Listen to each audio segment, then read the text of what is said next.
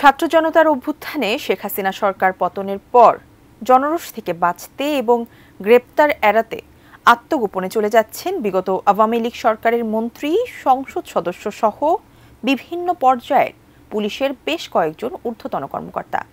এরই মধ্যে অনেকে গোপনে সীমান্ত পাড়ি দিয়ে দেশ ছেড়েছেন।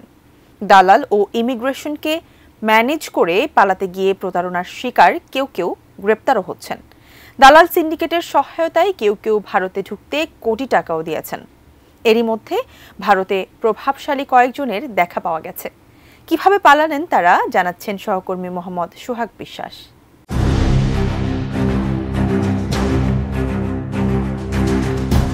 আওয়ামী লীগের তৃণমূল নেতাকর্মীদের বিপদে ফেলে পালিয়েছেন দলটির সর্বোচ্চ নেতা শেখ হাসিনা সহ অনেক এমপি মন্ত্রীও।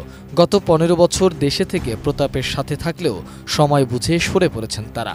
বঙ্গবন্ধু কন্যা হিসাবে হুঙ্কার করলেও সময়মতো দেশের মানুষকে ঋণের জালে ফাঁসিয়ে নেতাকর্মীদের কোনোরকম নিরাপত্তার কথা না ভেবেই পালিয়েছেন আয়রন লেডি খ্যাত শেখ হাসিনা।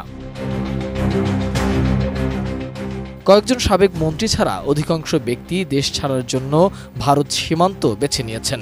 দেশ ত্যাগের জন্য তারা যশোর, ব্রাহ্মণবাড়িয়া, কুমিল্লা, হবিগঞ্জ, সিলেট, দিনাজপুরের হিলি ও পঞ্চগড়ের বাংলাবান্ধা সীমান্ত ব্যবহার করছেন। তাদের পারাপারের কাজে বিভিন্ন সীমান্তে গড়ে উঠেছে একাধিক চক্র। এ চক্রের সদস্যরা প্রভাবশালীদের পার করে দিয়ে বিপুল অঙ্কের টাকা হাতিয়ে নিচ্ছে। ডিজাইন, এলিগেন্স, বিউটি, সেরা পণ্য সবার জন্য জেভিকো। বিভিন্ন প্রতিবেদনে বলা হয়েছে, শেখ হাসিনা পালিয়ে যাওয়ার পর 5 আগস্ট মধ্যরাতে খোদ আওয়ামী লীগের সাধারণ সম্পাদক ওবায়দুল কাদের যশোর চলে যান। সেখানে তাকে গুরুত্বপূর্ণ একটি নিরাপদ স্থানে আশ্রয় দেয়া হয়। পরদিন তিনি বিশেষ প্রহরায় সীমান্ত অতিক্রম করেন বলে জানিয়েছেন যশোর ও বেনাপোলের বেশ কয়েকটি দায়িত্বশীল সূত্র। তবে তারা পরিচয় প্রকাশ করেননি। বহুল আলোচিত সাবেক স্বরাষ্ট্রমন্ত্রী আসাদুজ্জামান খান কামালকে সম্প্রতি ভারতের কলকাতার ইকো পার্কে দেখা গেছে। বাংলাদেশের একটি বেসরকারি টেলিভিশনের ক্যামেরায় দেখা গেছে তাদের। এমন খবর আসার পর এবার পুলিশ জানালো সাবেক এই মন্ত্রী অবৈধভাবে দেশত্যাগ করেছেন। কিভাবে, কোন পথে ভারত পালিয়েছেন আওয়ামী লীগের প্রভাবশালী মন্ত্রী জানে না ইমিগ্রেশন পুলিশও। এমনকি অবাক হয়েছেন র্যাপিড অ্যাকশন ব্যাটালিয়ন র্যাবও। এর আগে একটি বেসরকারি টেলিভিশনে উঠে এসেছে শনিবার সন্ধ্যা 7:30টায় ইকো পার্কে আড্ডা দিচ্ছিলেন আসাদুজ্জামান খান কামাল। তার মুখে শুভ্র সাদা দাড়ি ছিল।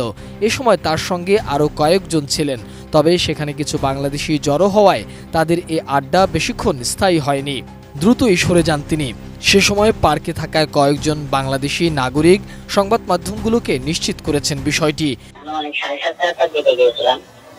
তো ওখানে রাতে আর কি খাওয়া দাওয়ার জন্য দেখি ওখানে অনেকটা একটু জটলা মতো আর কি ছিল।